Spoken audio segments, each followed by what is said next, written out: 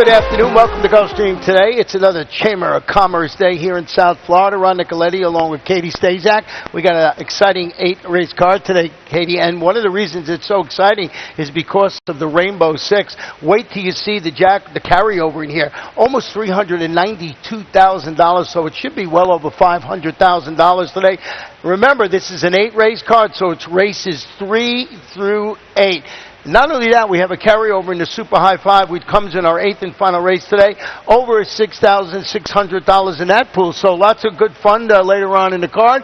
But a beautiful day here in South Florida. It's just gorgeous. The weather here has been outstanding. Picture perfect. I apologize to everybody up north that's still dealing with snow, even though it's spring. Get yourselves down here to Gulfstream, and we'll take care of you. Well, I actually spoke to the people in the OTB upstate New York, and they have a 61-degree day today, so they're all going to go to the beach. I would be in a sweater. So before we get started on the Thursday card, we want to take a little rewind and show you a pretty nice race that we had yesterday. It was the Cutler Bay Stakes, and we'll see how that turned out. We'll show you the replay of this, Katie. What a fun card yesterday was, highlighted by this race, the Cutler Bay, and we saw a very nice performance from this colt, and that is Force the Pass. Second in his career debut, breaks his maiden in his second start, then comes and wins this race pretty impressively. You're going to see High Noon Rider closing pretty well on the outside, but I think Force the Pass would have held him off anyway. Thought that was a very nice run. And lo and behold, the horse actually reared in the starting gate and cut himself on his back leg. He's perfectly fine, but I thought that made his run even more impressive, the fact that he ran all the way around with really blood dripping down his leg. Yeah, you got to mark that name down because you're going to see him moving on and in Stakes Company real soon. That was Absolutely. A pretty nice performance. So let's take a look at the Thursday card. As we mentioned at the top of the show, we got a fast main track. We got a firm turf course today. Our first race is a 6-furlong, a starter optional claimer, 4-year-olds and up. The claiming level is $16,000. And because it's a starter optional claimer, there's a horse in here, Katie, that fits the conditions perfectly. And if you're looking at our board right now, up there at 1 to 2, and of course I'm talking about the 5, Lover Bell. Yeah, I can't go against the 1 to 2 favorite here. May not make a lot of money on him, but boy, this is a nice horse. Coming out of the Gulfstream Park Handicap, a grade 2 on March 7th behind Honor Code.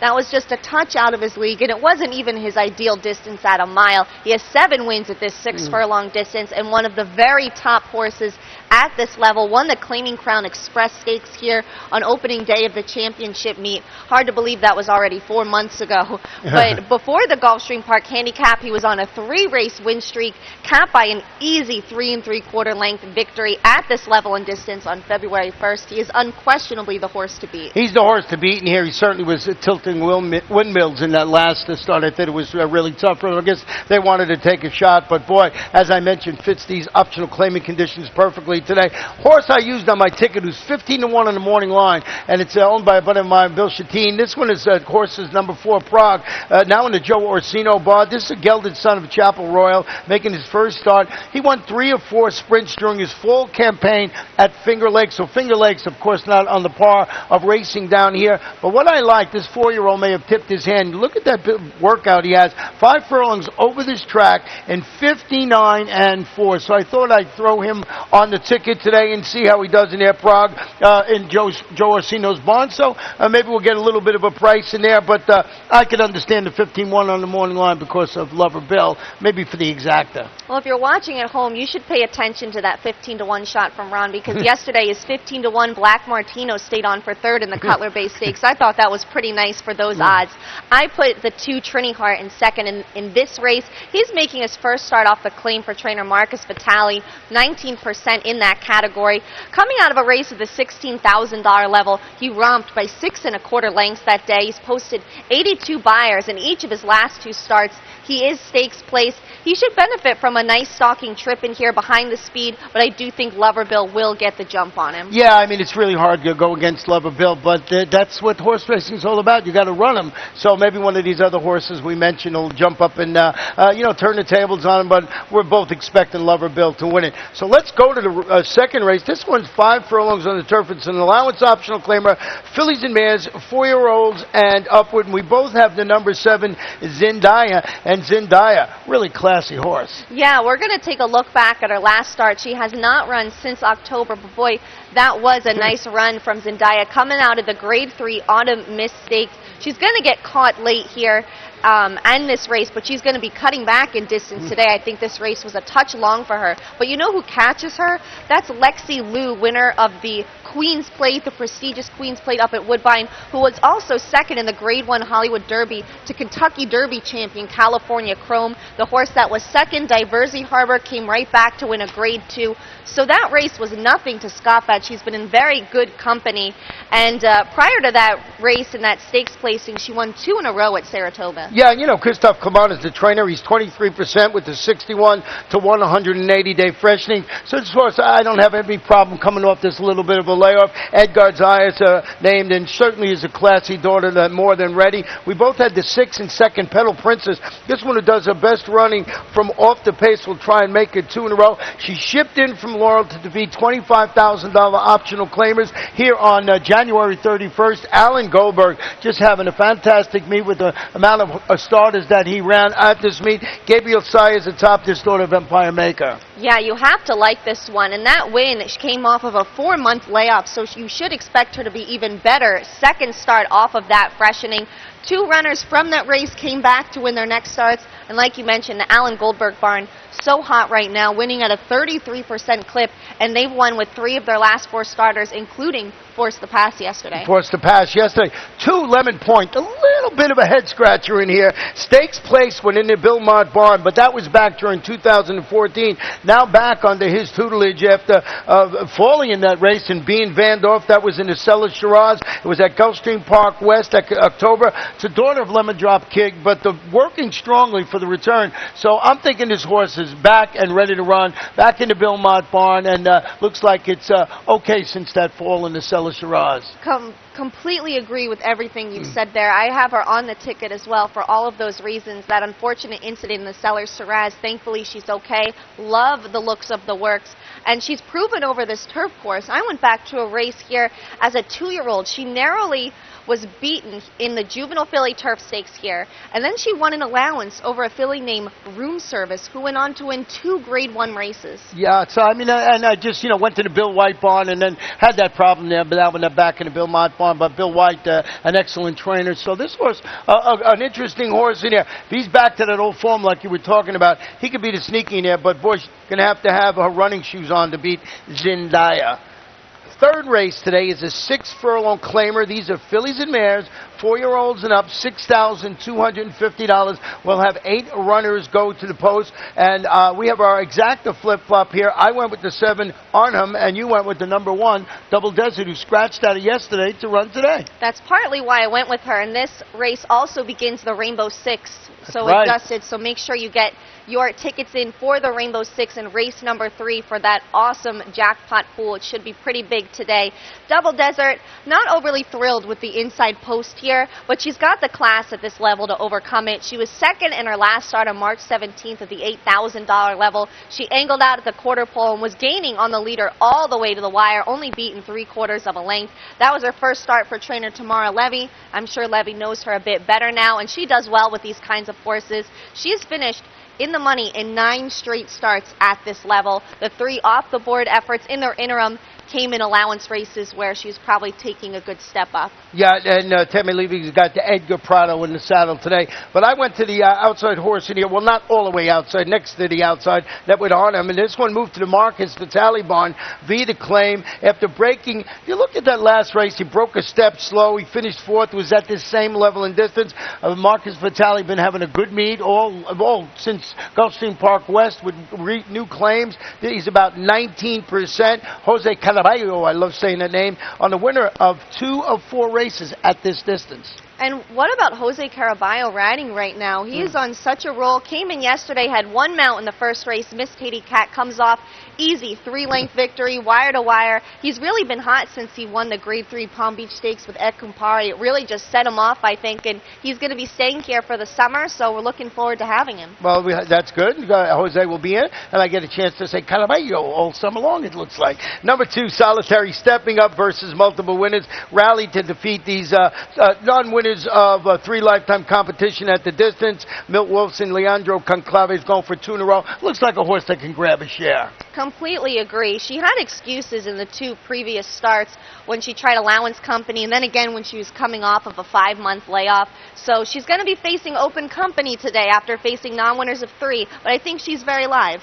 Let's go to the 4th race, 7 furlongs. Claim is 3-year-olds and up, non-winners of 2 races in life, or straight 3-year-olds. So 3-year-olds, you can have a couple of more wins in there. That's hard to do right now because 3-year-olds haven't been running against older horses that long. Scratching here of the 4 Russian Spring. Also note a jockey change on the horse we have on top. I have on top, at least I don't know if you do. No, you do not. Whiskey Ding, and that is Miguel Vasquez. And I'll tell you about Whiskey Ding first, Go okay? for it. A good second going a mile versus this level of competition back on February 20th. Now drops. You look at its last rate, duel for the lead weekend, but that was against $16,000 optional claimers last time out. The trainer is Walter Rosas Canessa, and as I mentioned, Miguel Vasquez gets the call in there today. So it went a little bit of a off the beaten path here, and 5-to-1 shot on top. You did go with the morning line favorite in here, and I did not use, and that's Wolf Den. I really like Wolf Den. This colt took a considerable class drop in his last start and responded well to it, finishing a clear-cut second at this level on March 17th. The winner scored by more than 8 lengths that day, but this horse was 2.5 lengths clear of the show horse. His half-sister, Gorgeous Dream, took a nice allowance race here on St. Patrick's Day as well. He's going to have Eddie Castro in the irons, who won a race here yesterday. He's also going to be riding here this summer. Yep, and we were sort of in agreement with our final 2 selections here. I used the number 9 Bellstone going to face winners draw off. Really was in handy fashion to defeat $12,500 maidens. Won that race by like 9 widening lengths. It was just looked like a jiggy jog in the park. The trainer is Roderick Rodriguez. Edgar Zayas atop this 4-year-old daughter of Belgravia. I mean, a logical choice, I thought, after that performance. Hard to step up after, a win like that and, face winners, but these are condition claimers. I know you used it, and also we both used number 2, Green Diamond Cat. Yeah, Green Diamond Cat's going to be making his first start off the claim for trainer Mike Petro. He does very well also in this category, 20%, and just a pretty consistent runner at this level. He was 3rd in his last start behind Wolf Den, also after taking a drop in class. Well, Whiskey Ding on my ticket, so we'll see. This finally, we're getting a little exciting here. We've got 1 or 2 selections that are not alike. I like that. We're going to go to race number 5, and we're going to be on the turf. 1 mile on the turf. Claimers 4 and up. Non-winners of 3 races in life, $30,000. This is our final pick 4 of the afternoon. The race previous was the final pick 5. You got to remember that when you have these 8 race fields. We're going to have those a couple of times during the weeks, like on Wednesday and Thursday, so you always have to adjust your handicapping in here. We both went with the number 2 Golden Rivet. Looks like a logical choice on the drop. Yeah, you spoke too soon as far as us having different selections because we seem pretty eye-to-eye here in the 5th race.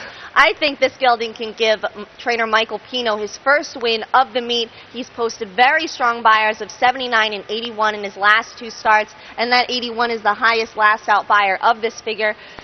2 back, he won at the $20,000 level, going a mile and a 16th. And last time out, he was 3rd at the $35,000 level, going this mile distance. Was just caught in the final furlong, and that was his first start since January. So he should be better. Second start off that freshening, and in the second start for these connections, they claimed him 2 back and surely know him a lot better now. Well, I have the 1 in second while you have it in third. And the 1 is Inventor's Gate. Is stepping up to the next level after rallying from off the pace to defeat $30,000, 2 lifetime claimers at the distance. And won that race by like a measured length. It was a pretty nice performance. The trainer, Mark Hennig's got Edgar Zayas in the saddle. And I just thought off that performance he belonged on the ticket. You have the number 5, Sneaky Kitten, in second from the Ron Gaffney barn. Yeah, this is a nice claim for Ron Gaffney. And this, too, will be this horse's second start for his new connections. He was claimed 2 back at the $20,000 level. He was 3rd in his last start here on February 20th at the $35,000 level, and the winner repeated in an allowance in his next start, so that makes him look even better. This horse has competed against a lot tougher in his career. He's stakes place, only has 2 wins to his credit, which is why I could not put him on top, but he nearly always shows up. He's been second 10 times, and I think he can easily hit the board again today. Well, we'll see how that race plays out, and as I mentioned, that kicks off our final pick 4, but race number 6, we're going to continue to run on the firm turf course, 1 mile and 1/16 starter, optional claimer, 4-year-olds and up. $50,000. The claiming level scratched the 2. Coastal Moon also scratched the main track only participant number 10. Awesome. Dawson? Dawson. I thought I put my pen line through it. I thought it was Rawsome. So we have a video we want to show you. This race we talked about yesterday. 2 horses in here finishing a dead heat for third. You went with that. Oh, no, you didn't. You went with Explorer on top, so you went the complete different way. Well, let's show you this race. We're talking about Canzoni and Roman Approval in their last race. Yeah, you're going to take a look at Roman Approval here. You see he completely misses the break. He's going to try to get up and get some positioning, but you're going to see the horse to his inside have to check, and then he's going to kind of have to take up a little himself as he runs into that wall of horses there, and you're going to see he's going to spot the field several lengths, but watch him come on late. And he's going to be running also with the 10 Canzoni, and they're going to finish exactly on the line together in a dead heat, and very ironic that they both show back up in this race together. I really like the both of them, put them both on the ticket, but I ended up putting a completely different horse on top, and that is Explore. He's put in a series of very strong performances at Tampa Bay Downs leading up to this start, earned buyers of 86 and 89 for his 2 most recent performances. Second in each of those races, but he was beaten a total of less than 2 lengths. They've been very close. In his most recent start, he finished second to a horse named Dramedy that I know very well, and he came back to finish 4th in the Grade 3 Appleton, was able to close off of a race that had 0 pace. So I thought with that, I'd put Explorer at the top of my ticket. Yeah, Explorer looks like he has that tactical speed to use that inside post to his advantage. With that said, I did go with the number 8, Canzoni in first and Roman Improvement at second. I'll tell you what, Canzoni, this one's stretching out to his most accomplished distance thus far. He's had 3 races at this distance with 2 wins, so that's where he earned a little bit more than the 3 Roman Approval on my ticket. After rallying, you saw he also rallied from well off the pace, finishing the dead heat for third that day. Todd Fletcher, Edgar Zayas handling the stretch out in distance. You saw Roman Approval strip in there. He had trouble at the start, closed very well. I just thought those 2 were the right 2 in the race, but I can understand Explorer. That's why I put it on the ticket for all the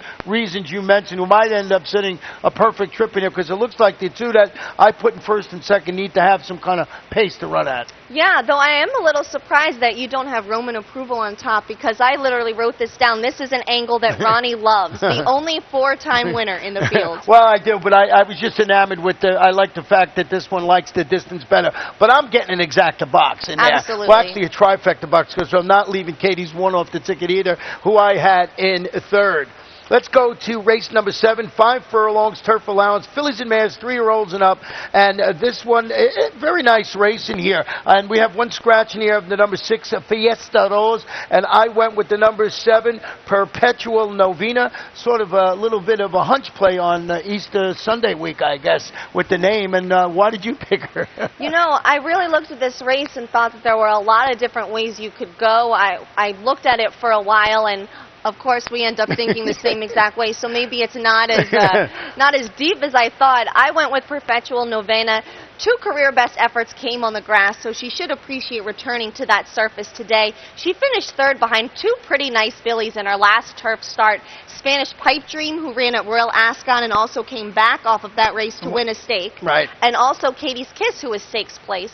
This filly, too, was stakes place on the grass, and I really like this trainer-jockey combo of Eddie Pleaser Jr. and Angel Serpa. Yeah, and you really have to put a line through that race she ran on the main track. She never really got in track going to 6 furlongs in that race, so I just thought it was a logical choice. Number 4, Knox County Zip, should be primed and ready, I think, today, after returning from about a 5-month layoff to break a step slow in that race, but really rallied to finish 4th. It was against $75,000 optional claimers. The trainer, Mike Trombetta, he's good with the second off the bench at this level, 45 to 180 days. He's about 21%. And Little Michelle we have in third. Yeah, Little Michelle hasn't raced since last July, but has been working very strongly for a return here for trainer Carlo Vaccarezza. He's 25%. It's a small sample, 1 of 4, but he has won with horses returning from layoffs of 180 days or more. That is not easy to do. Figure-wise, she's actually tops in this field, but I think she might need a race. She's never finished off the board, though, in turf sprinting. Yeah, and, you know, these are the type of horses that, you know, you're not quite sure if you want to put them on the top of the ticket, but, you know, we're talking about the Rainbow Sixes and the late pick 4 and the pick 5. Sort of a horse you got to have somewhere on the ticket, because if it runs to what she can win it for sure. Let's go to the 8th and final race on our card. And we remembered at the top of the show that we told you we got a carryover in the Super High Five of $6,000 plus. It's about almost $6,700. This is 1 mile on the turf. Claimants fillies and mares, 3 and up, non-winners of 2 races in life. $30,000 scratch. The 10 Juju Beans, the 13 More Than Rainbows, the 15 Not Ladylike. Looks like the number 16 is going to get in and run today for trainer Kathy Monjon. So we'll see how that goes. I went with the number 1 horse, Cleveland, in here, and we're going to go back and show you a performance from it. We're going to show you the stretch run here. We had a little funny time about this because she's on the inside now, and she runs really well in this race. But how she got to the inside early in this race, which we did not show you, she circled the field and then got to the inside and came up, and I just thought she ran a pretty good race. A little tough to pick a horse called Cleveland since LeBron left, but I'm going to do it anyway in our final race. That's a little bit of a joke. You see, she runs pretty good in there. Put her on top of your ticket. Mike Maker, Rafael Hernandez. Turn back in distance today, I think might be the logical choice. But you did go with the number 5, who I have in second, and that's Late Night Artist. This one's taken a slight drop in class after finishing 3rd at the $50,000 level here on March 13th and did not get a clean trip that day. She had to steady at the 7/8 pole. Prior to that, she finished 4th in a race at this level. But it was her first start since November. She was only beaten 2 lengths still. I think 3rd start of the layoff, she should really just be coming into form and could be primed for a top effort. And her last 2 works have been bullets. The last work, particularly eye-opening, 5 furlongs and 58-3 over the Palm Meadows turf course. Yeah, and trained by Dale Romans and ridden today by who we were talking about just a little earlier, Jose Caraballo. So in the 3rd horse, do we use the 7? Yeah, use the 7 second. That is Red Parasol. This is another one getting some class relief after making the middle move, settling for 4th. Only a neck behind Late Night Artist last time out. It's Dave Cass and Jonathan Gonzalez. So if you like Late Night Artist, you probably have to use the number 7 Red Parasol. I certainly did for that reason. Think she might be a touch better a little bit longer, but she's dropping down to a more appropriate level for her when facing winners. Last time out was her first time against winners after breaking her maiden, so I think she could, too, move forward today. Well, that's how we see today's 8-race card. But, of course, we've got that great carryover into the Rainbow Six. Starts in race number 3 with almost $392,000, whatever. A great carry. It's going to be well over $500,000 today. But wanted to mention, everyone, you have to pay attention now when you're making your Rainbow Six tickets. It's an 8-race card tomorrow. It's a 9-race card on Friday and an 11-race card on Saturday. Here's the key. It's always the last 6 races of the day. Always the last 6 races of the day. 8 today, 9 tomorrow, 11 Saturday. We'll let you know tomorrow how many you got on Sunday. But start looking now, and just the final 6 races, a very, very, very fun bet that should only grow. Hasn't been hit for 11 cards, so we'll see how high we can get it. Yeah, and we'll be back a little later throughout the day. I'll update you on what's happening here. But just after we leave here, our track announcer, Pete Aiello, will be here and update you on all the scratches and jockey changes that you need to have a fun day and bring down the Rainbow Six races 3 through 8. Good luck, everybody. Good luck.